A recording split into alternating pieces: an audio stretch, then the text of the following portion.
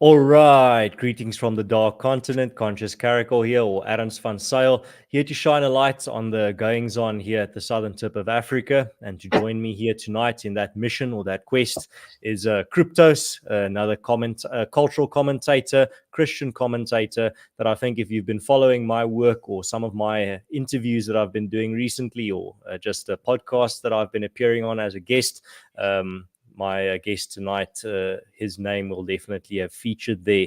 So tonight's topic that we're going to be discussing is particularly based around a quote from G.K. Chesterton that goes, "If you will not have rules, you will have rulers." Now, it's a nice, wide open conversation there, not too specific, the topic. And Kruptos is who I invited to chat to me about it, because he's actually written on this topic. So welcome on the show, Kruptos. Nice to have you. It's really a pleasure to be here, Ernst, and you have been gracious enough to be on my show a couple times. So it's nice to be able to return the favor and to talk to your audience. Well, thank you very much. There's a lot that I have to thank you for as well. And I think one of the big things is you helped me a lot with getting to NatCon in 2024. I mean, I think after my appearance on your podcast was actually when I received that invite from NatCon itself, and you also gave me a lot of contact details of people to meet and talk to while I'm there. So I'm very appreciative of that. I actually have one of the souvenirs that I brought back with me here tonight. It's a Claremont Institute mug that I picked up when we visited the Claremont Institute offices there. It was a fantastic discussion we had as well. So thank you very much for that. And tonight's topic actually stems from one of the speeches that we listened to at NatCon, and that was by Douglas Wilson, who I think your audience is well acquainted with. Yes. And he made a observation there that relates to tonight's topic. So he said, many say they want to live in a world full of decent people, but few want to describe or enforce what it means to be decent. And I think that pretty much sets the table for tonight's discussion. What are some of your thoughts around that sentiment?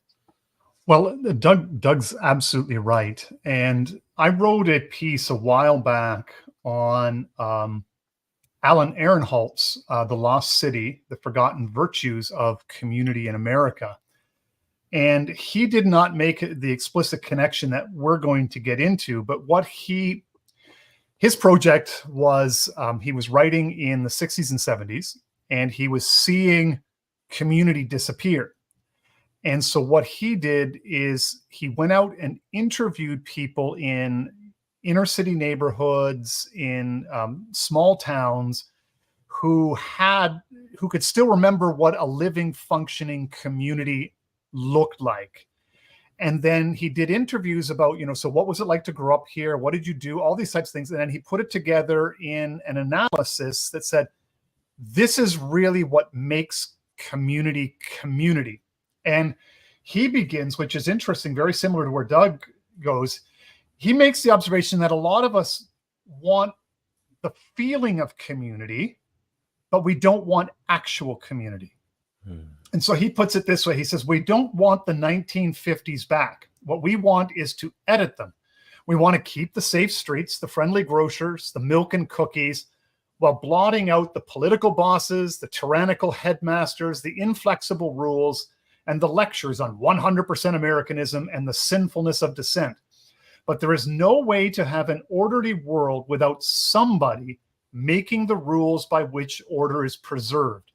Every dream we have of recreating community in the absence of authority will turn out to be a pipe dream. And that is really where sort of now you have a beginning place to begin to think about what community means. Is that somebody will be making and enforcing the rules. And you have to ask the question is not whether or not somebody's going to be making rules, is who. And this is really the libertarian pipe dream. The libertarian thinks that an orderly society just kind of happens. If we take away all the rules, people will just behave well and we'll live in an ideal society and we can do whatever we want and nobody will tell us what to do. Well, and this is what basically Alan Ehrenholtz says, is that this is a fantasy. He says you don't get to that society without there being rules, and those rules have to be enforced. And so there was a reason why, in some ways, propaganda, in the late 1800s, early 20th century was very, very effective, is because people lived in small, suffocating communities. And what libertarianism and the libertine attitude did, and even the market economy in many ways, and Ehrenhalt goes into it, the market economy promised greater choice, greater freedom. You can do what you want. And then so you had, you add on to it things like women's liberation. You don't have to stay stuck in your small town. Go out and explore the world. Be what you want. Follow your dreams. All of this kind of stuff. And gradually, little by little, the communities dissolved. And so Ehrenhalt went back then and he looked at sort of what are the key characteristics of a community, and then what happens when these communities dissolve. And so the baby boom generation, the post-war generation, was really kind of a golden era that set up a lot of false premises, because you had people who grew up in tight-knit communities where there really was a strong moral sentiment, and where people had strong organization, a community organization. And so when communities broke down, they didn't immediately, like, everything just didn't disappear. So these people who were then freed from their communities in the first generation or two, they still knew how to act properly. And this is where they get sort of the idea that libertarianism, as we know of it in the 20th century, can really work, because they came out of these well-functioning communities. They were well-behaved. They were responsible citizens. They did the right stuff. But now they had a few more freedoms. If they wanted to sleep around a little, that was okay. If they wanted to shack up with their girlfriend, that was all right. They wanted to smoke a little pot or something, that was fine. Nobody told them what to do. But by and large, these people lived generally well-ordered lives. And so, but what was happening is, as the community was dissolving, the next generation and the generation after them and the generation after them, with each subsequent generation, the memory of a well-functioning community disappears more and more and more. And what happens is that chaos, disorder, social breakdown begins to catch up with society. And you can't really go back to that thing. So you're now left with a situation where you don't have well-functioning communities, other than in a few pockets. And most of them are religious communities and maybe a few small rural areas. But for the most part, you don't have well-functioning communities. So then how do you create order in society? And that's really the key question that in many ways faces us. And really then the answer is the state takes on the role of the community, because there's nothing in between, And that's the other thing, is that the state or the community also used to provide a buffer from the state. So it buffered propaganda, it created a power interest against it. So there was a decided interest in the centralizers to actually breaking down community for the purpose of economic centralization, but also political centralization. These strong communities resisted that kind of centralization. And so that as they broke down, as you were, gained the freedom to do what you wanted in your life, now you had to face the fact that there's nothing protecting you from the, the predations of economic centralization and the exercise of state government on scale. And I mean, there's a very distinct reason why up until this point, you've just been talking about rules and not of laws. Because when the state comes in, the communities are governed by rules generally, and the state governs by law. And what we're talking about here is particularly a community policing itself, not based on putting out some legal threat of legal action, but rather the threat of social action or social consequences. And I mean, this is what actually brought me to wanting to talk about this with you, is particularly what I saw happen around the Trump assassination attempt, what we saw a few months ago, when some of the people that were posting online their disgust with the fact that the sniper or the shooter had missed, or people expressing their desire that the would-be assassin had hit his target. These people were starting to be identified. The places of work where they work, who they are, were being identified, and some of them were losing their jobs. Some of them were facing consequences in reality. And one of the big responses from the more libertarian types and from the more classical liberal types were that this is cancel culture. This needs to, the conservatives are not being hypocrites because they are practicing cancel culture. And what they're confusing for cancel culture is not someone just having a controversial opinion and then an online mob ensures that they lose their job for actually having an opinion that would 5 years have been normal. Calling for the assassination of a president was never normal. It's not something that has now just suddenly become controversial. It is a type of, as I said earlier with that quote from Douglas Wilson, it is almost universally agreed upon indecent behavior. And how do you police indecent behavior in your community? With social consequences. Social consequences when it comes to calling for the death, for example, of another community member or of even a leader that is held in high esteem by many in the community. And that's the only way to really have a decent society, is through these types of social means of policing indecent behavior. Because if we say, well, we can't have social consequences for indecent behavior or immoral behavior, that would be cancel culture. The only other way to police indecent or undesirable behavior will then be left to the state. Then people will naturally approach the state and demand that this list of unacceptable or illegal behaviors be expanded, because at some point people will demand order. At some point people will want to see consequences for behavior that they view as beyond the pale. And when there's not organic social mechanisms within a community to police this type of behavior, the natural result will be that people will demand from the state to police it. And that gets the conversation back to that quote from G.K. Chesterton, which was actually in response to an anarchist thinker, where he said that if you will not have rules, you will have rulers. And that's where we find ourselves today, is decades upon decades of communities feeling uncomfortable with the idea of socially policing indecent behavior, so they outsource it to the government. And now we've gotten to the point where, and when you outsource the policing of indecent behavior to the government, you also outsource the identification of what is considered indecent behavior by the government. And that's how you get modern day Britain. And I don't even have to give you examples of what we're seeing happening and unfolding there in 2024. Well, and the freedom of speech is a really, really good example, because a lot of people kind of misunderstand it. People have this things like, I should have the right to say whatever I want to say, in any context, unlimited freedom of speech.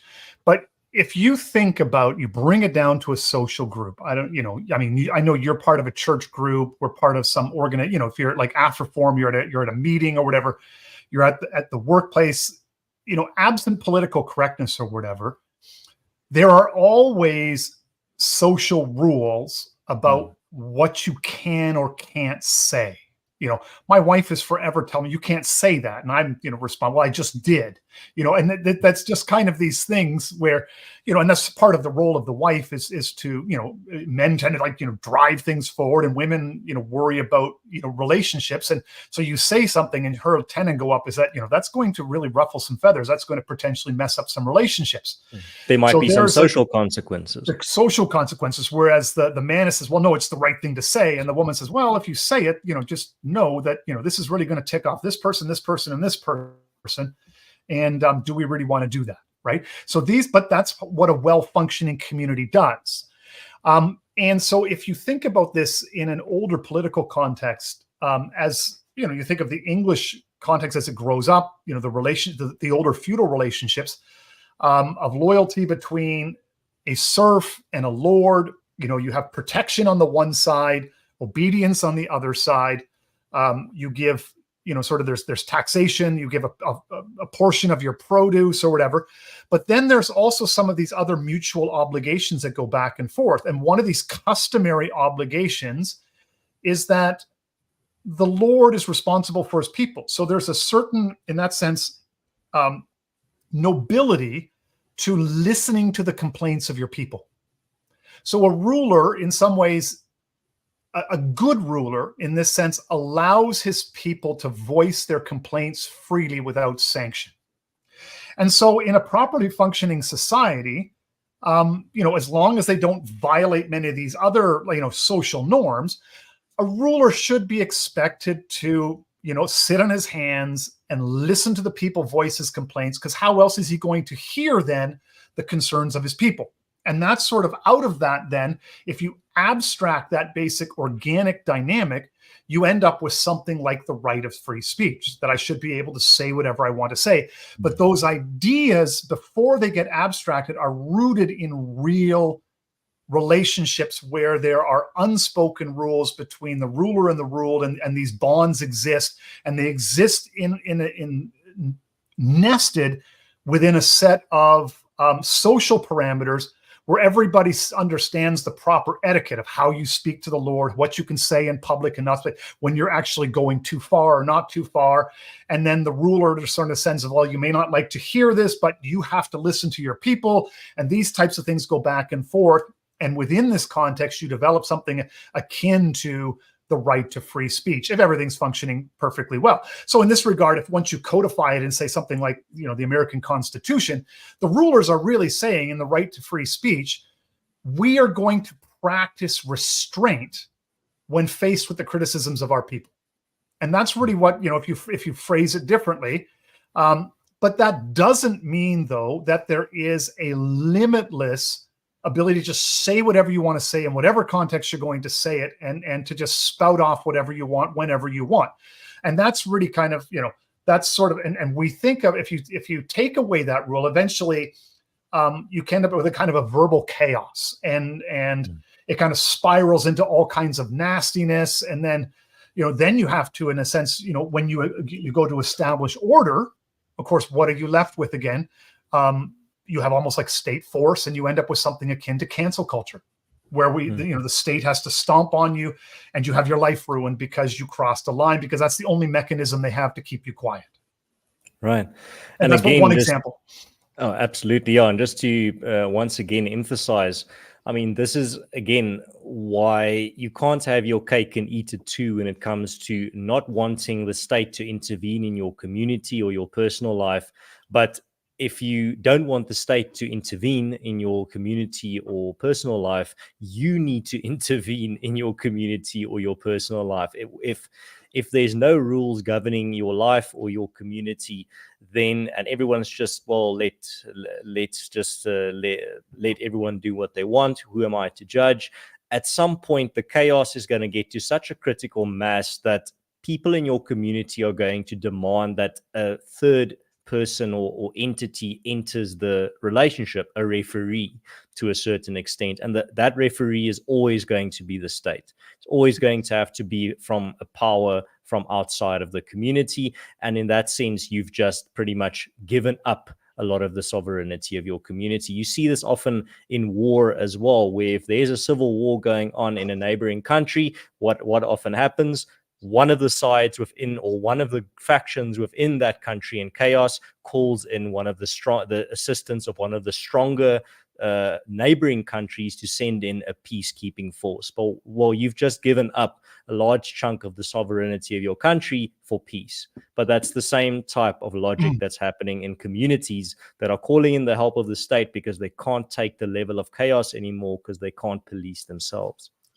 Well, and a lot of that policing would have happened organically, right? And we'll get into some of the specifics of it. But as the community dissolves, and I assert my rights, you assert your rights, and I say, well, I should be able to say that, and you say, well, no, you shouldn't. What ends up happening is that in some ways it filters up, and who has to adjudicate between who has the right to say what. Right? When those two rights conflict. In a community, that would have been worked out organically, right? It's worked out. you would almost know ahead of time who is in the right and who is in the wrong. Well, sometimes what happens, you might have a village elder pull somebody aside and said, you really crossed the line there. You need to apologize. And that would be the way it worked. But now once that village elder is gone, what's really left is it flows up to, say, something like the judiciary. And now the government judiciary is asked to mediate between and determine who has the right to speak and what sanctions should be leveled. And then the legislature is then sort of say, well, we really don't want to come into this situation again, so we'd better write some legislation that lays out who can say what in what situation, right? And then the question becomes of, well, how do we police that? Well, then somebody says, hey, you know what? I can write an algorithm that then monitors everybody's speech, and then we can sanction people in real time as they speak. And that's kind of how it works. Absolutely. Yeah, you wanted to say something? Well, I was going to say, like, maybe go back to like what Ehrenholt's characteristics of a community, because I think that really spells out for us then. So what Ehrenholt, he boils it down. I can remember he goes back and he looks at these communities and he boils it down into, I think, 4 or 5 basic characteristics, 4, I think.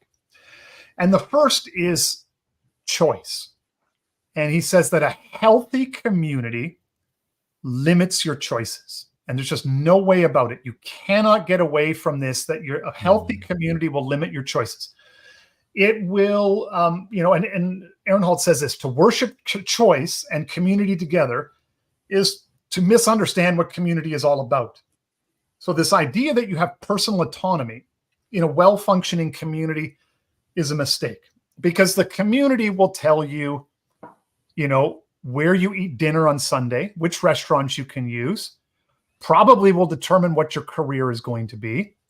You're likely going to have it decided for. Your choices are going to be very, very limited in who you're going to date, who you're going to marry, who or what and when you're going to worship is usually going to be very limited. And so all the way along, your choices are limited. But what Ehrenholt says is that one of the things that happens as community breaks down is that the community used to make all these choices for you, so you didn't have to make them. And so now what you end up facing is a kind of decision fatigue.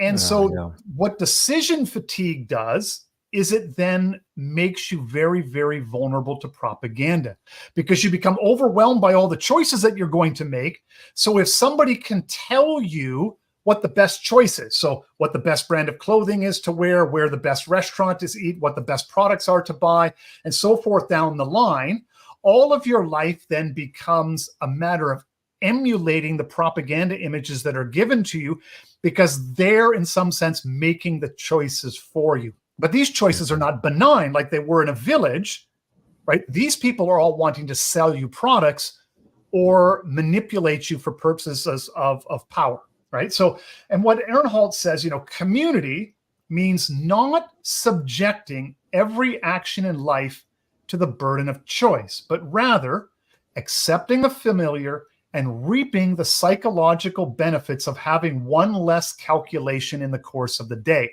And so the sense where the community socially makes the choices for you, in many ways, this actually immunizes you from propaganda, because you don't need the marketer or the politician to tell you a whole bunch of things that you already know intuitively. But what it doesn't do, it though on the downside, I guess, is it limits your choices. But then there's also a psychological benefit in having those choices removed from you, is that you're not faced with that burden of choice all the time and the anxiety of burden, because now you have to shape your identity. So this also plays out into things like transgenderism, right? Now I'm responsible for my own future. Who am I? What am I going to do? What am I going to be? I have this blank slate out in front of me. And a lot of people just crumble. So rather than face the burden of having to decide what to do with the whole of your life, you can just go play video games instead, right? Or do drugs. Or drugs. That's exactly it. You escape to drugs. Or a whole bunch of pursuits. Maybe you go hiking and adventuring your whole life, right? And you just sort of drop out of regular society because it's just easier to just do whatever. But now you're faced with the burden of history, but then you also have temptations where somebody says to you, well, your future can be determined by changing your gender. Now you can create an identity for yourself. And so you jump on this because, again, it allows you to feel like you have a sense of identity that you can then create for yourself. So all of these things are downstream from the breakup of community. And people say, well, I don't want people telling me what to do or whatever. But now, at least before, now in a sense, we have to make up our own rules. You have to be true to yourself. You have to make up your own moral code. But whereas before, you just basically, you fit in. You fit into the beliefs of your parents. You fit into the morals of your community. And all of that burden was taken from you. Now you have to decide everything. So that's kind of the first piece. And the second one, of course, is privacy. When you live in a small community, everybody knows your business. You don't have privacy.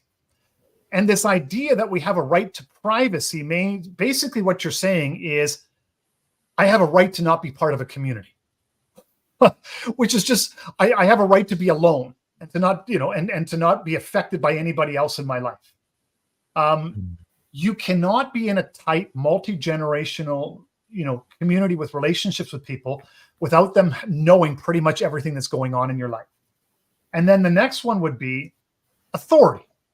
So somebody is going to be making decisions. So whether it's, the pastor in the church, or it's that matriarch, old Aunt Maud, who's got an eagle eye out her front window in everybody's life, or, there's old Mr. So-and-so, and he knows what's going on. There's somebody in the community will be making all the rules. Now, many of these rules will be implicit, but there is authority in the community. Somebody will be making the rules and telling you what you can and can't do, and they will be enforcing it. And the way that they enforce it is through, shame and public sanction and ostracization. So you get shunted to the margins of the community because your behavior is unacceptable. You get taught a lesson, right? And this is kind of how authority works. And then the final thing is that communities, real functioning communities, have a moral code. They have a set of beliefs, and they know what is right, and they know what is wrong. They know what is ethical and good, and they know what is sinful and evil. So a functioning community has a strong sense of sin. And if people say, well, I don't like people judging me, well, it's another thing to say, like, I don't want real community. I want to live alone by myself. If you're in a real community, people are going to be judging you. That's just the way it works. And you can't have real community without people judging you. And so, and typically it's a person in authority who's judging you. And this is why Ehrenhold says is people want the feeling of tight-knit communities, but they don't want the reality of tight-knit communities. And so that's kind of the thing. So that's community. And people don't really want it because libertarianism has told them that all of these things are bad. And I mean, the propaganda works. I mean, who wouldn't want to be free, right? Right. And then we can get to the conception of freedom as well and how that's changed. But I just want to add something there with that thought on limitations and whether they're good or bad. One of my mentors, Professor Koos Milan, has a great metaphor for basically the community, but how limits actually make you freer. And that is, it might sound counterintuitive or paradoxical, but stay with me, audience. So imagine you want to play a piano. You don't know anything about playing piano, but you want to become a piano player. There are some beautiful songs that you want to play. If you don't subject yourself to the limits of, for example, practice, discipline, making sure, reading up on the musical theory, listening to the different great piano players that came before you, tapping into that a larger database of great piano players that exist or have existed. If you don't put limits or those limiting factors, if you don't put those limiting factors on yourself, you won't have the freedom to play what you want. If you do, you're just going to be sitting there. You're not going to be even to be able to play like Mary Had a Little Lamb. You won't be able to play anything, but you'll be absolutely free. You can just smash the keys. But once you start putting those limits on you, very specific limits, then you start gaining the freedom to play more and more songs. And eventually, if you put enough healthy limits on yourself, enough discipline, enough focus, enough humility, enough research, enough practice, eventually you will have enough freedom, you will gain the freedom to play any song you want. So that metaphor, I remember Professor Koos Malan used that metaphor to explain exactly this concept of how limits can actually broaden freedom. Matthew Crawford uses that example as well too, in one of his books. The other thing is like apprenticeships. You come in and you learn. You have to learn the material, respect the, like if you want to build furniture, you have to learn wood, learn the tools, respect this.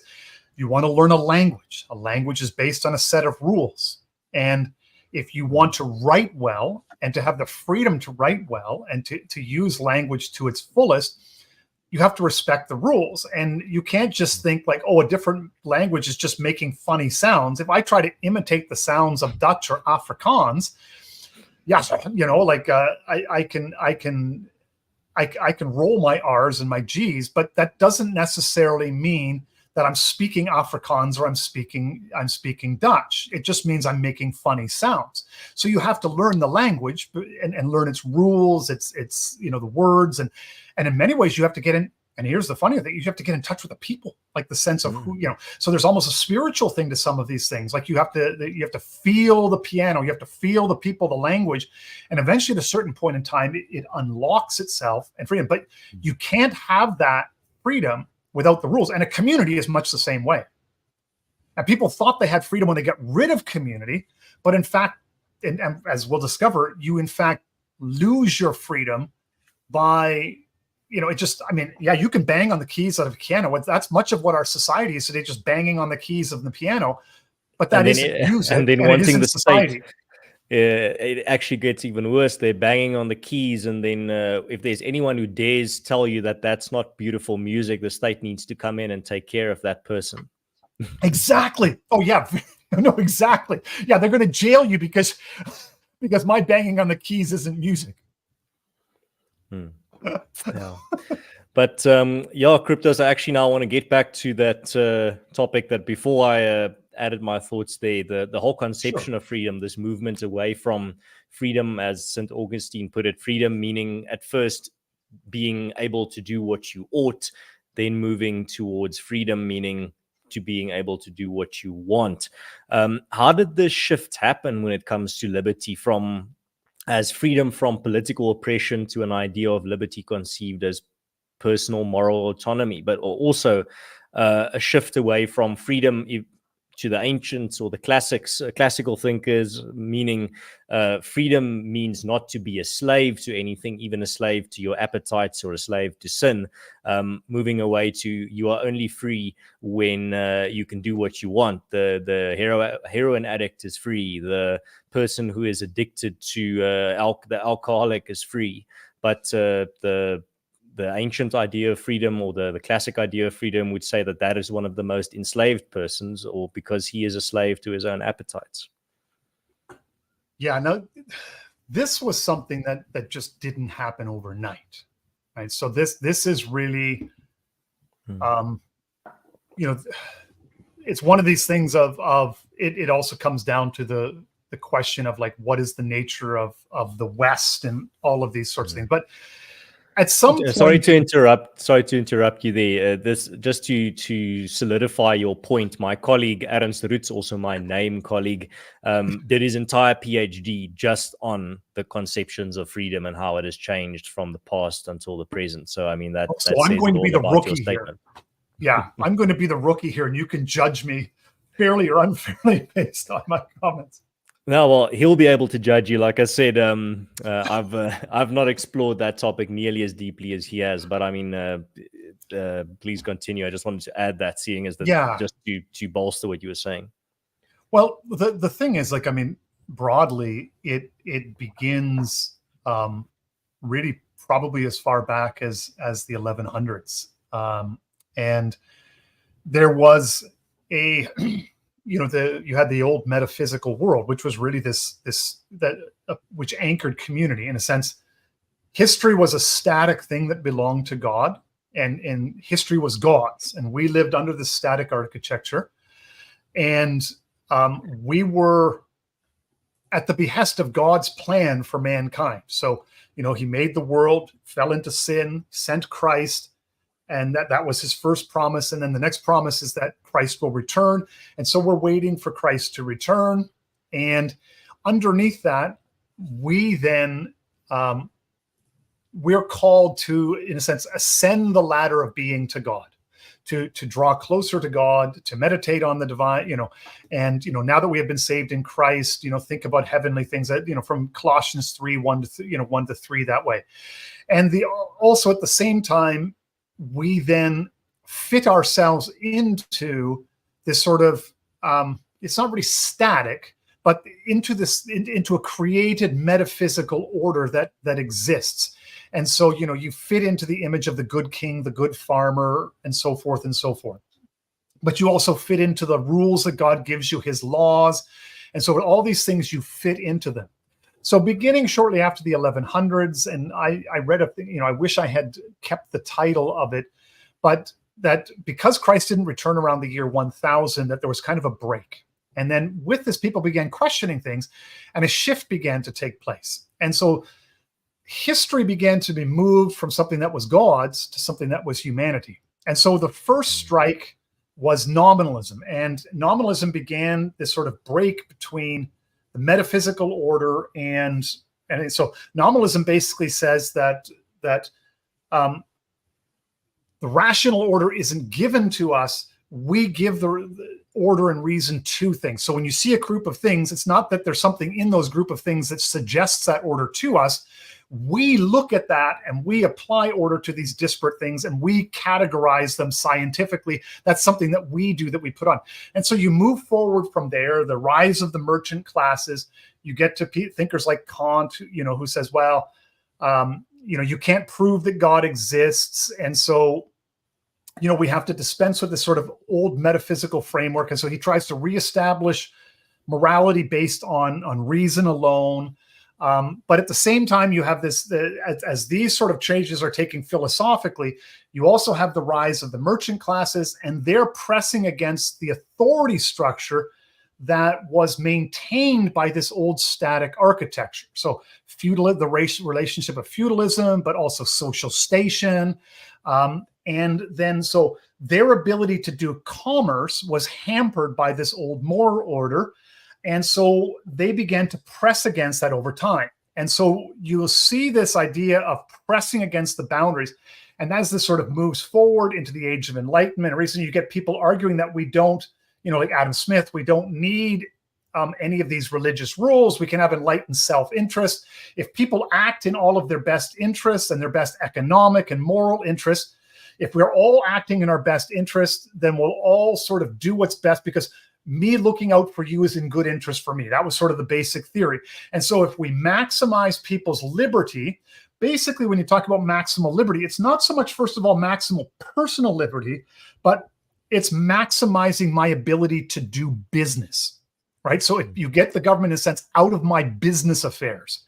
And it's really downstream from the rise of the merchant classes. And so as the merchant classes rise and as they begin to press against, and that's really, in a sense, what much of is going on in the American context and the American Constitution is really, as a merchant people, this idea of personal liberty is personal liberty in a sense so that I can conduct my business affairs without interference from the state.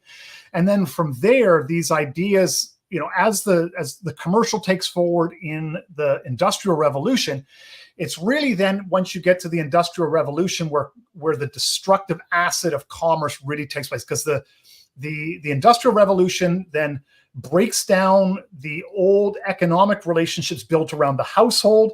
And the breakdown of the household means the breakdown of communities, because people then have to leave the villages to go work into the factories because their prices are being undercut by goods. And then once they're into the factories, they're jammed into cities. And then, so you begin in the middle of the 1800s with the rise of industrialization, and then you begin to move forward. And then it gets, in a sense, sold to us on these same ideas of greater liberty, greater personal freedom, because you move from the community into the city, and now you don't have the old biddy telling you how to do and what to live your life. It feels like freedom. And so then it kind of builds off of this on the urbanization of society.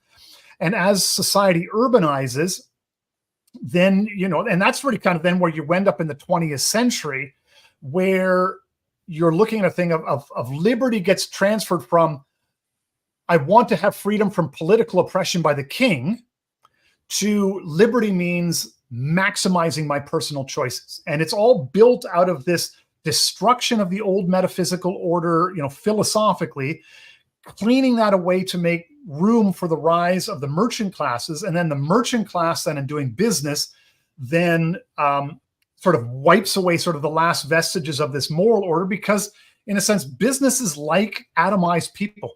That gives you more commercial units to sell things to. So the more atomized people are, the more workers you have, the less political opposition you have, and also the less customers and consumers that you have.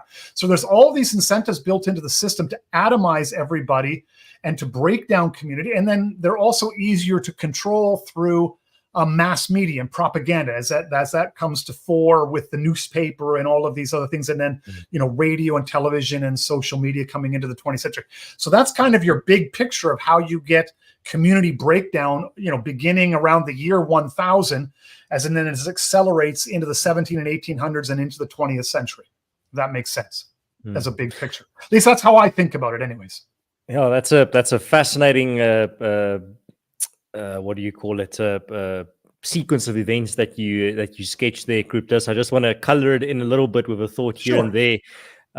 So, firstly, I was talking. I don't know if you saw Joshua Clemens from the New Founding was here in Pretoria. He's actually on holiday, but he used some of his holiday time to come see what AfriForum does at our headquarters. I showed him the Voortrekker Monument, Salt Tech, and everything. And one of the things we were talking, and one of the remarks, I can't remember under what context it was. I think it was about just the crime being so bad, specifically in the city areas or in the urban areas in South Africa. And we were talking about some of the social issues we have. And I just remarked to him at one point, when you stack people on top of each other, as we do in the modern age, it just turns them crazy. It just makes people's minds break, and psychologically it's almost like that mouse experiment that they did a few decades ago, where if you put enough people just in a dense environment, you stack them on top of each other, they just start eventually one by one start losing their minds, almost like a collective psychosis.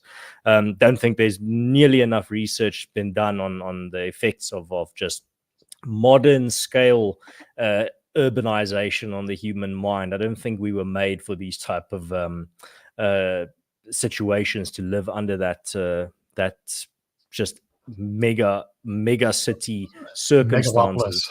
Yeah, right. well, I think also, it's one of the reasons behind maybe the low birth rates as well. But I was just going to say that yeah, that you can tie in the drop in total fertility rate. One of the key indicators is the level of urbanization. So that's a very good point. Right. And I just a final thought there that I wanted to add was also the fact that even I wrote a piece for the American Post Liberal on this topic, and it was on the distance between the business and the customer increasing just exponentially. So you were talking now about the rise of the multinational, multi-billion-dollar corporation, but I mean, at the same time, we also see the distance to some degree between the person doing the business or supplying the product or service and the customer just increasing by the decade. So, for example, in my piece, I argued that during a time not too long ago, customer service, for example, entailed you going to the business itself. The business owner is probably behind the counter there, and you tell him to his face your query or your question or the problem you're having with his product or his service, and you sort it out then and there. Then after that, the distance grew a little bit. Then the business got a telephone number. So now if you have a query or you need customer support or customer service, you call the telephone number, but you're still talking to a business a representative from the business. So it's still it's sort of human interaction, but it's becoming more artificial. Then the main way of communication went from calling into the business to emailing the business. So then many businesses started removing their phone numbers. So you can't call them anymore. You have to send them an email. And now we've gotten to the point where even that email address is being removed. So there's no direct line that you can email. You just have to give your contact details on the website, and you will be contacted by in thick quotation marks, representative, who is probably going to be a large language model pretending to be a human, not even giving you a disclaimer that you're not talking to a person.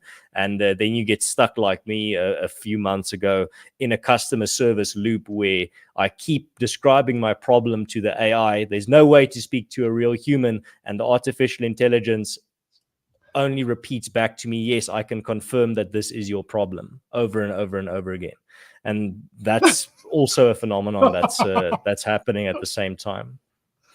Well, yeah, and it's interesting you mentioned, because Ehrenholt actually talks about this in the breakdown of community, because there was a time, even in the early stages of industrialization, where the older model was still in existence, where there, again, based on the almost feudal ideas of an obligation between a lord and his serfs in that regard. And so there was an obligation between a business owner and his employees. And there was a sense of mutual, you as a business owner, when the business was in the scale of a community and you had a local market, maybe it was like, several counties wide, maybe you sold like the whole province or the state or whatever. But you're the local baker. That's right. It's a geographic thing. And you employ, say, 30 people. It's a decent sized business. And, and you've got a fairly decent market, but you're still rooted regionally in a spot, and you have an actual owner and you have actual employees, and they have a responsibility. They have a community that they're a part of, and you can still be the social pressures that we explained or talked about earlier can still be exacted on you. That's right, and the owner feels a sense of obligation to people in the community, that he's maybe more wealthy than them, even maybe more powerful than them. But in order to maintain his place in the community, he feels that sense of social obligation to do what's right by his employees. Because nobody wants to be thought of as a bad person. So there is that sense. So then what happens as we push into the 20th century with distributed ownership, i.e. the stock market, is that that's sort of the last step where you make the break between ownership and the community. So Ehrenholt notes, he says, once the pressure of the global market had persuaded the Lennox Corporation that it had the moral freedom of choice to make air conditioners wherever it wanted to in the world, the bonds that had tied it to a small town in Iowa for nearly a century were breakable. So there is this sense that once you sell shares to your company out there and your ownership is distributed and your markets expand, globally, that your responsibility is now to your quote unquote shareholders. Right. And you have no moral obligation to your community or to your employee anymore. So then if your shareholders say we need to make more money, then you are in an obligation to squeeze your employees in terms of wages. You're maybe under the obligation to make shoddy products. Or you have to then uproot your thing to make products halfway around the world because you can make them cheaper than you can in Ames, Iowa. And so you have all of these disruptors and this is where one of the things where scale is the enemy. As you scale the society up and you do all the things necessary for scale, you break and sever those bonds of community. And Ehrenholt goes so far as to say, in the end, there's no escaping the reality that the market is a force of disruption in existing relationships. To argue that markets are a true friend of the community is an inversion of common sense. And this is one thing he says to idealize markets and to call oneself a conservative is to distort reality. He says, so you cannot glorify sort of global markets, mass markets, and still call yourself a conservative, because that mass market is working to undermine everything else that you value or you say that you value, whether it's family, marriage, childbirth, moral behavior, all the other crime, all those other social issues that conservatives seem to bank on. If you say, well, yeah, but we want that, but economic freedom to sort of, have free movement of capital, blah, blah, blah, blah, blah. Aaron Holt makes the argument, you're not really a conservative because that piece that's there with the economic, free economic activity will undermine and distort and corrupt everything else in society. And I think he's correct in that assessment, which is a real, I think, and this is one of the hard things and why there really are so few conservatives out there. There are a lot of reactionaries, but there are very few conservatives out there because very few people want to subordinate economic activity to the moral constraints of the community, which means, restraining them by, the moral restraints of sin, religion, and so forth, which is exactly why the merchant class worked to upend the old hierarchical political arrangements and also worked to break the power that the church had over economics. And so that's kind of, these are these pieces there. So there's all these pieces that are floating around culturally that in order to put them back together, and this is why Aaron Holt says people want the feeling of community, but they don't want actual community. Right. And also what you see happening there is with the whole idea of being plugged into the global marketplace or the global customer base, no business or corporation really has any incentive to care whether you like your product or not, or whether you have a problem with their product or service. There are new customers coming online every day to replace you. Yes, that's right. And they have no loyalty at all to you whatsoever. Whereas if you're in the small community and you've now defrauded the third customer or given a faulty service or product to your second customer in a row, then that you're going to face some social consequences. Your business cannot escape the wrath of the community. You will probably face a form of exile. I'm having trouble. Somebody in the comments asked, "How do you spell Aaron Holt?" I'll put it in the chat. It's there. Yeah, because I was trying to join it, and it's not letting me connect my it's not letting me connect my thing to. So yeah, it's Alan Ehrenholt, Ehrenhalt, The Lost City: The Forgotten Virtues of Community in America. Yeah, that's one. Somebody. Yeah, there you go, Aaron. Ernst. Yeah, thanks. Yeah, so this then leads us to the next step. If you're not going to be community, that you're going to be ruled. And so what's interesting now then is once you sweep away the communities, is the state now has to pick up those same roles, but does it from a state level. So you think that you've gained freedom, and maybe for that golden generation they did, because the state hadn't needed to step in the way that we said. But now we're in a spot where, because say the first one, choice is, we think that we have freedom of choice, but the problem is that now, look at how the administrative state runs our life. You can go to the mall and shop, but you think of all of the things that come down with the regulatory state. Right. And you need, the policy manual at work, the HR department of things.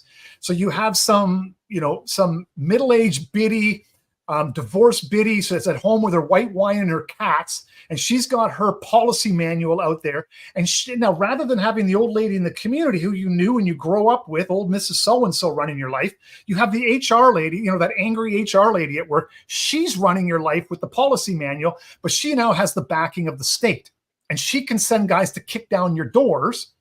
And so your choices become limited. Now, you don't think your choices are limited, but what you do is you begin starting to police your behavior. Or your choices are limited by propaganda. You're told what to wear, what music to listen to, what's cool, what's uncool. Why is it that everybody's kitchen looks like they shop at Pottery Barn? Well, it's because, and not because they have maximum amount of choices. You have, but it's because you've given your choices over to the pot, and it's just easier to say, oh, let's flip through the magazine or through Twitter or Pinterest. And well, that's what a nice kitchen looks up. Everybody's posting the same picture. So I'm going to make my kitchen look the same as that. Well, you've just effectively said, I'm going to let somebody else tell me how to, propaganda is basically limiting my choices. So that's on one aspect. You think that you have all this choice, but it's really an illusion. And, typically it's propaganda, it's the rules, it's the policy manual. regulations. They are all gradually limiting your choices in ways that are far more punitive than the way that choices were limited in the old community. I mean, that comes down to Burnham's idea of the managerial state as well. Exactly. Everything has a best practice manual. That's why many governments. Excuse me. I just said, oh yeah. Yeah, because for example, you have all these different governments in the world following exactly, for example, the same COVID lockdown rules. It's not because they sat down in a room and decided we are all going to do this. They all got the standard practice manual of this is how you respond to a pandemic in your country. This is best practice, almost like all the businesses putting up their LGBT flag in June or July. I don't know what the holy month is nowadays, but when you put your LGBT flag up, you do it because that's business best practice. All the good, successful businesses do this. Everything has a step-by-step manual of this is how, these are the 10 steps to becoming rich. These are the 10 steps to being a successful business CEO. These are this is the best practice to use in this scenario, that scenario, this scenario. And so talk to me about your freedom now. Yeah, and I mean, you really think about it, like how free are you really? You think you're free. Well, you think you're free because you can go out on a Friday night and get drunk and pick somebody up in the bar and take them home and have sex with them.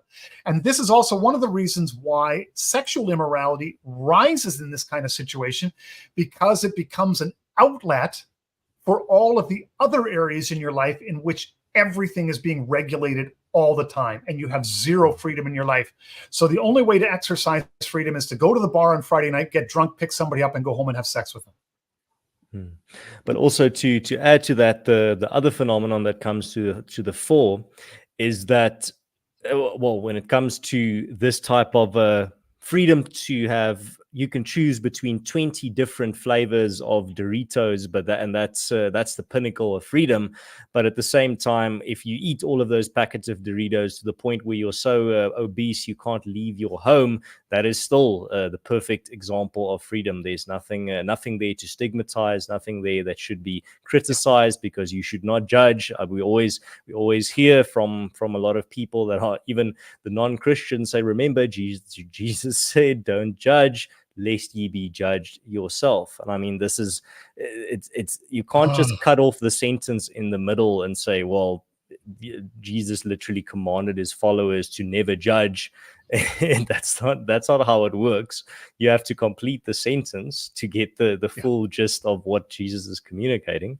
You're going to be judged by the same standards by which you judge everybody else. So yes, you can avoid judgment, but then you should, as Jesus says, you literally then need to then not judge in any way. That's the only way.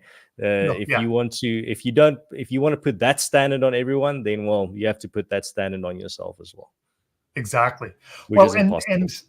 And the thing is too, it's like we think about some of the transitions over the last few years. You look at older pictures, say of automobiles. There was a time when, like, in the 70s, colors were riotous, right?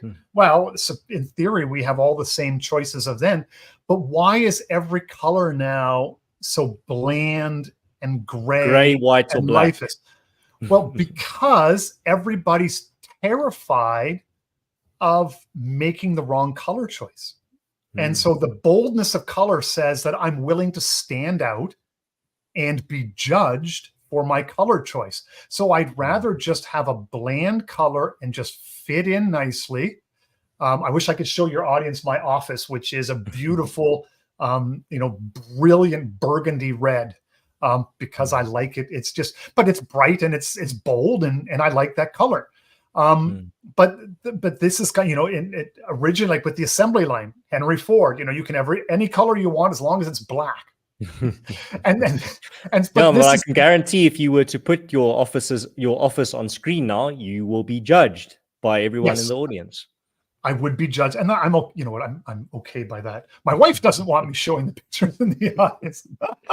Yeah, there is a little bit of personal gain that I get from the fact that everyone wants their kitchen and the interior of their home to look the same nowadays, the same plastic and steel and just synthetic items. And that's the fact that all this old wooden furniture, at least in South Africa, is being sold secondhand for almost nothing. People are giving it away because it's not fashionable. So me and my wife were able to fill our entire home with other people's heirlooms that have been 100 years old, 150 years old, because they are getting rid of it. They don't want it anymore because it's not stylish, it's not fashionable anymore. It's not fashionable to have a wooden a dining room table. It's not fashionable to have a wooden desk where you work. It's not fashionable to have all of any furniture that's older than 50 years. But I mean, their loss or gain.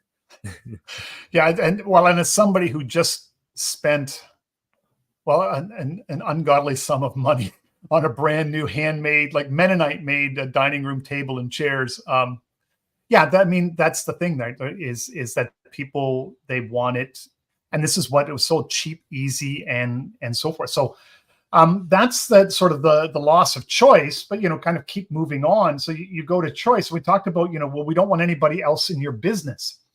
Well, what happens in a sense if you want to keep social order? And I think people really, really need to think about this. Is that the surveillance state is downstream from your desire for libertarianism.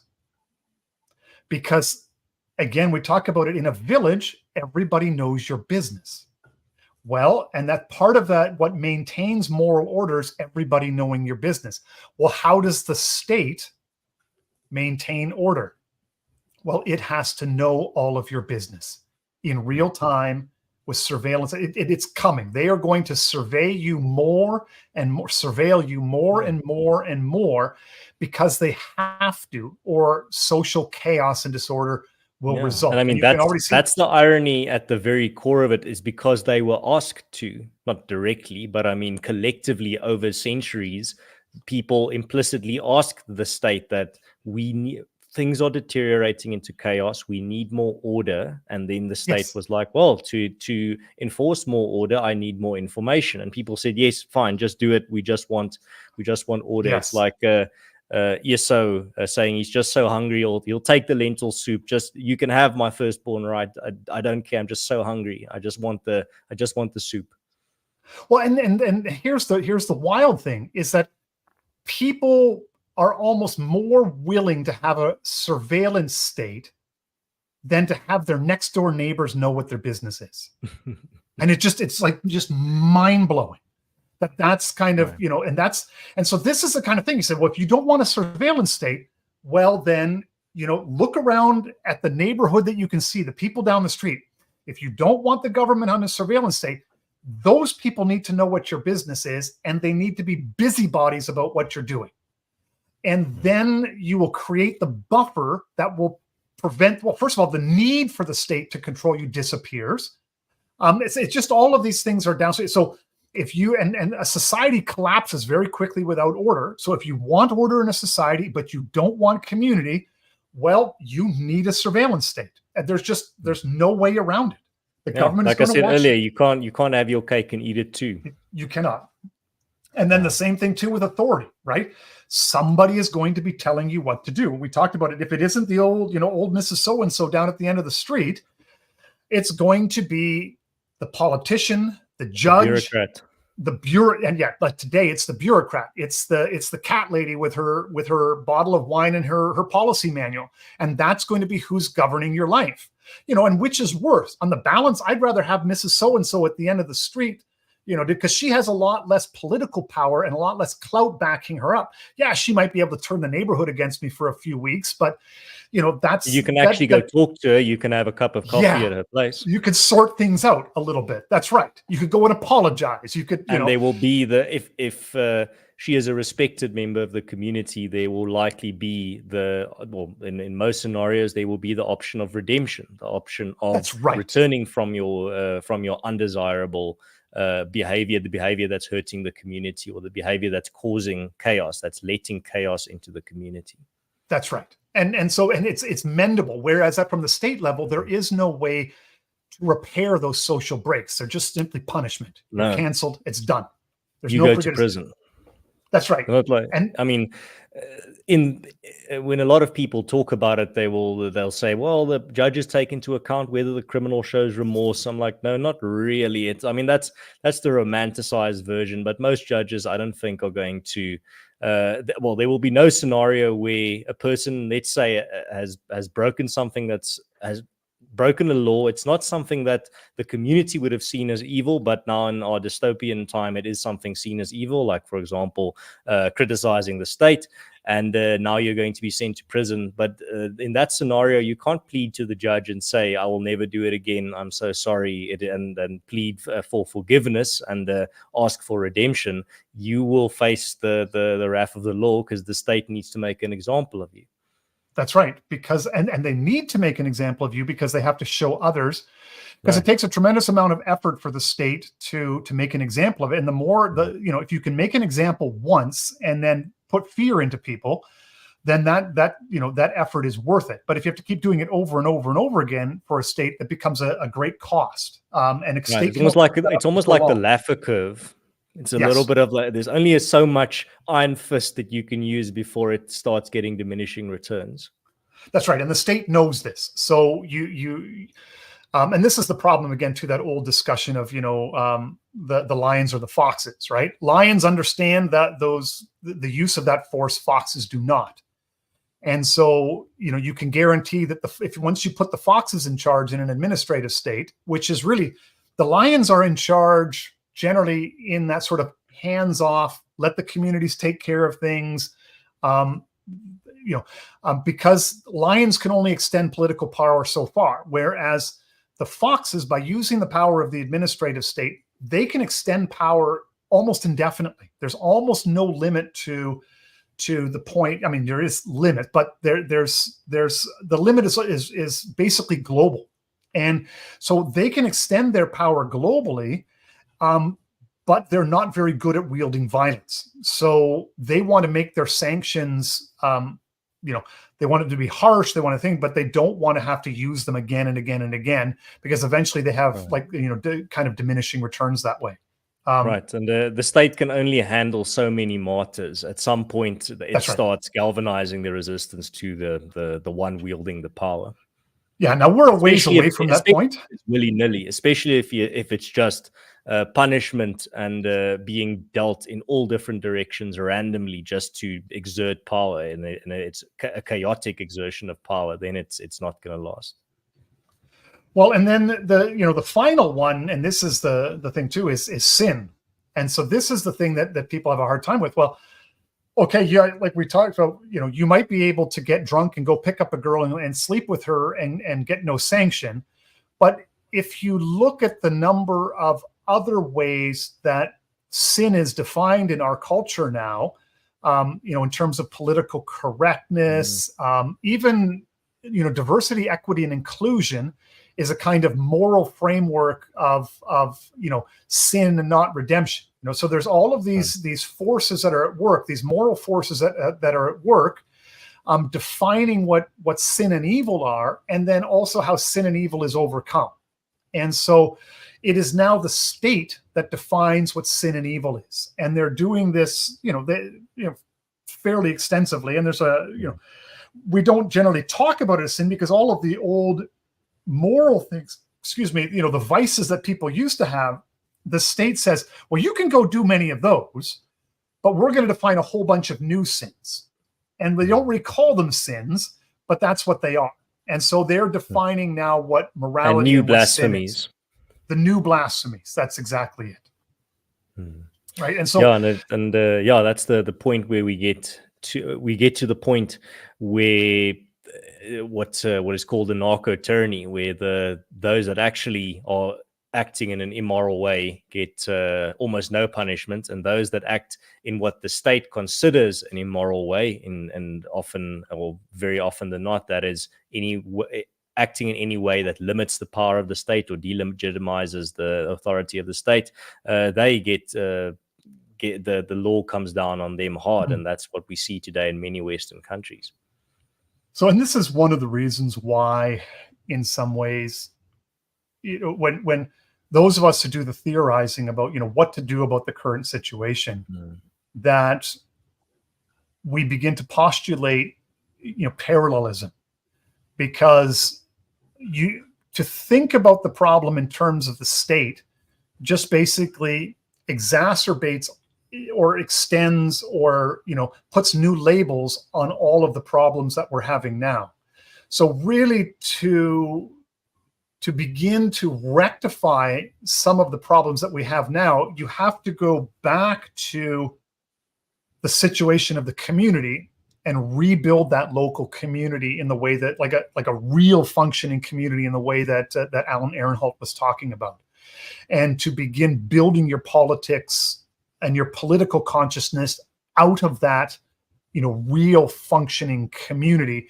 And almost in a sense, I like the podcast you did on Aranya with Yost recently, where he talked about, if you try to save everything, you'll save nothing. But if you try to save 10%, your 10% will become 100%. And in many ways, that idea is the idea of, if you can create a well-functioning, healthy, like genuine, organic community, you have something worth saving and worth fighting for. And because now you have something that you can build on for the future, and that is capable of surviving all of the forces of the modern era, including propaganda and all the rest of it.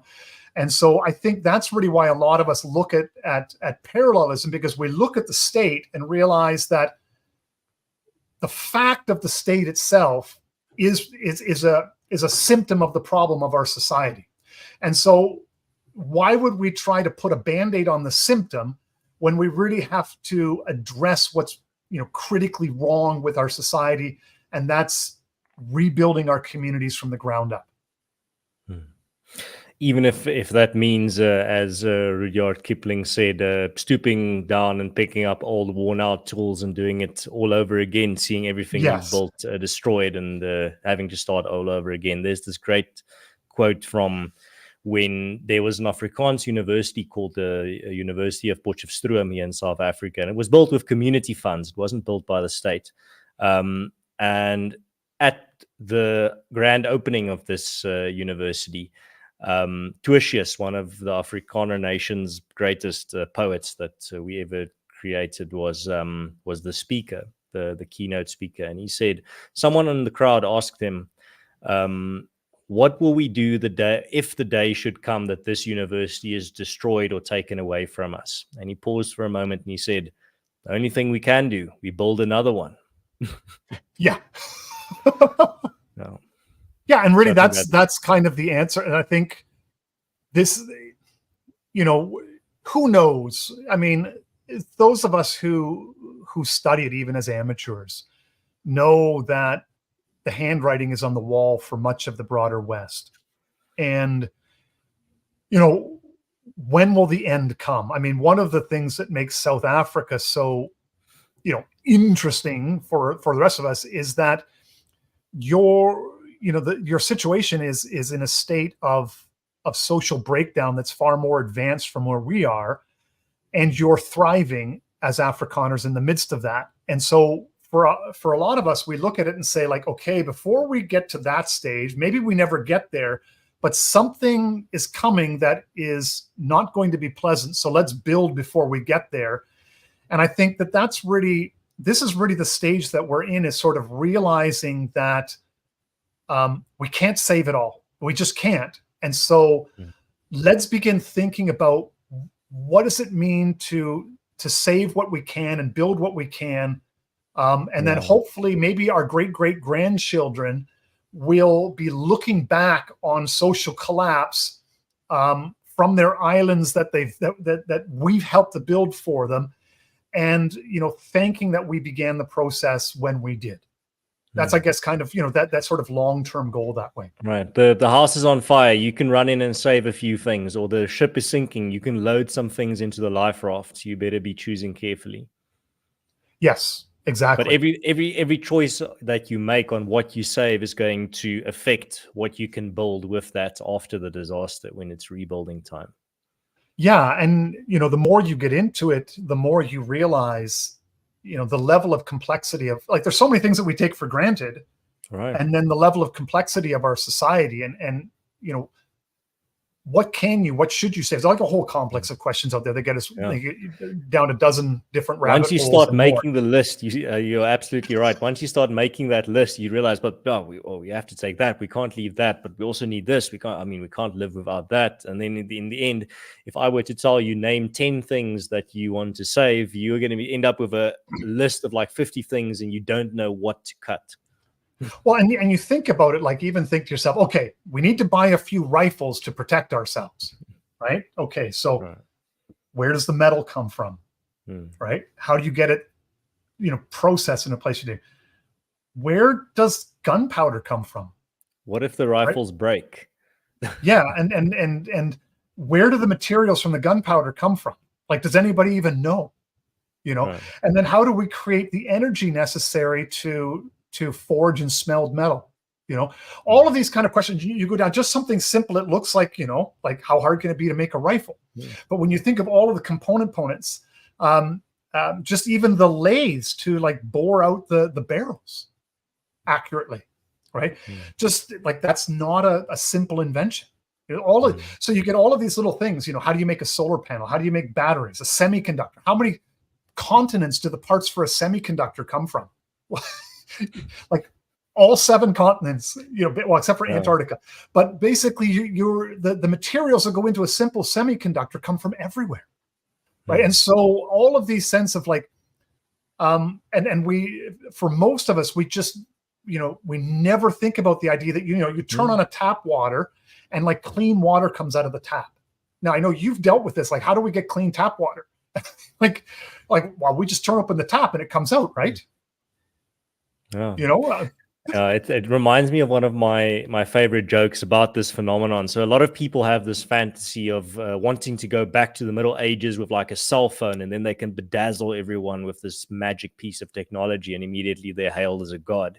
Right until the point where the cell phone's battery dies, and then everyone asks, right, turn it back on. How do you turn it back on? And you say, oh, you just charge it with electricity. And then they ask you, how do you make electricity? And then you pause, you're like, I don't know. And then that's the end of you. There, your trick is done. Well, that's exactly it, right? And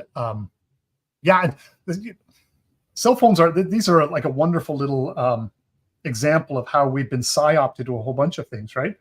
So you have a cell phone and it looks quote unquote green because you plug it into the wall, but nobody ever shows you the manufacturing process of the metals, or the child labor used in the African mines to mine out the rare earth metals that go into your cell phone components. They don't talk to you about how the power's generated. They don't talk to you like, how the whole thing is assembled and where is it built. Your phone looks like a clean green, it's sleek or whatever, but there's a whole series of activities around it that if you examined and looked at them, you would find morally reprehensible. But you're a cell phone user and you think of yourself as moral and good because of that.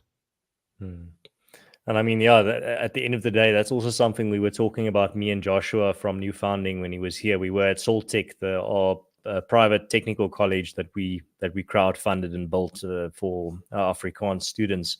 And that technical college helps is specifically aimed at training the next generation of plumbers, electricians, builders, pretty much artisans. But the bottom line is, and I told Joshua, is the fact that these are the guys keeping the gears of civilization turning in the background, and they're not famous at all. I mean, I think plumbers have saved more lives than doctors in human history. You're probably right on that. And this is the other thing I think that's, politically incorrect to say, is that something like 95% of them are men. Right. But I mean, it's not like there's some type of systemic discrimination going on. It's just what do you find interesting? Like, exactly. What do you almost feel you are naturally inclined to enjoy doing or find fascinating to do? It's just part of human nature. But Kruptos, we've we're heading well, not heading, we've already reached far beyond the cutoff point that I usually do. But I mean, that's a fantastic sign for the quality of the conversation, so I'm not complaining at all. But we have reached the point where we have to start wrapping up. I mean, this where I'm going to have you back on. There's still so much to chat about, but I'm going to give you the opportunity now to share some of your final thoughts. But I always ask my guests, my challenge to you is if you could leave my audience with a thought or an idea. It can be simple, it can be even a rhetorical question. If you could plant that little seed at the back of their minds for the week ahead to think about, to chew on, what would you leave them with? Especially with regards to this conversation, is that I think just make the effort, excuse me, make the effort to become a part of a community. To probably the ready-made community is to find a church and then do the work of fitting yourself into that community, of learning its ways. And I think that once you're immersed in a community, there is a whole range of downstream benefits that come from it. And then secondly is just to begin to, with some of the stuff that we've been talking about, use that as a way, as kind of an evaluative criteria to look at a lot of the things that you take for granted in your life in terms of how you think about the world politically. And then how would it be different if I lived in a tight-knit community versus the way it is today? And I think some of that will help you to envision a healthy politics going forward, because holding on to those things are what allows you to immunize yourself against much of the political rhetoric, and holding on to what's really important and what's really worth building in that regard. Well, that's, I think, a fantastic place to end it. Kruptos, thank you very much again for your time, for your insights. You're very welcome. Really enjoyed the conversation. I'm glad that my audience seemed to have enjoyed it as well. People are sad that it's coming to an end, but not to worry. I'll definitely have Kruptos back on my channel. But in the meantime, before he comes back in the future, where can they find your work? So basically in two places. So I have a YouTube channel, but it's tiny, but it's under the same name as my Substack. It's Seeking the Hidden Thing. And it's so seekingthehiddenthing.com. And then you can also find me at _Kruptos on Twitter. And yeah, so those are basically the Substack are like longer articles, think pieces. Twitter is more of the rhetorical warfare and the meme battle type of stuff. So fantastic. Well, there is already links in the description to all of that, so I saved my audience some time. You don't have to go type that in. You can just go to the links in the description. Also, speaking of the audience, thank you very much for everyone that tuned in. Thank you for your comments and your questions. And thank you for taking part in the conversation. I love putting your comments on the screen so it can be part of this little time capsule of a conversation, so that even people 100 years from now, if the internet still exists and YouTube and all these servers still exist, internet archaeologists can find these types of conversations and they can see what the audience was saying in real time. Imagine if you could see a live stream from like 75 years ago and still read the comments that come on the screen as well. That would be a fascinating experience. Also, if you're new to this channel and you like this type of conversation, you can subscribe, and you can also leave a like. That helps out the show. And if you're watching and it's no longer live, you can still take part in the conversation and asking questions by leaving a comment in the comment section. I read all of them, and then I will actually be seeing you much earlier than next week. So I actually have a bonus episode this week for you, because I've been not making content for about 2 months for many reasons that I explained in the previous stream. So I'm going to be having a bonus episode on Friday, and that is with the Prudentialist, someone you definitely recognize from this channel. And you can look forward to a conversation between me and Prudentialist about the ever accelerating global news cycle, the pros and cons of that, and the implications of it. So, Kruptos, I'm not going to be keeping you much longer. You can go enjoy the rest of your day. As I understand it, you still have some daylight left here. It's already dark here at the southern tip of Africa, but I look forward to our next conversation. I do too. Yeah, we're middle of the afternoon here, so like 2:30. So that's nice. Fantastic. So you've But still got yeah. still got some daylight left. Fantastic. Thank you having me on, Ernst. It was a delight, a pleasure to be here and to talk with your audience. Well, thank you very much for your time as well. Cheers, guys. Have a good one, and God bless.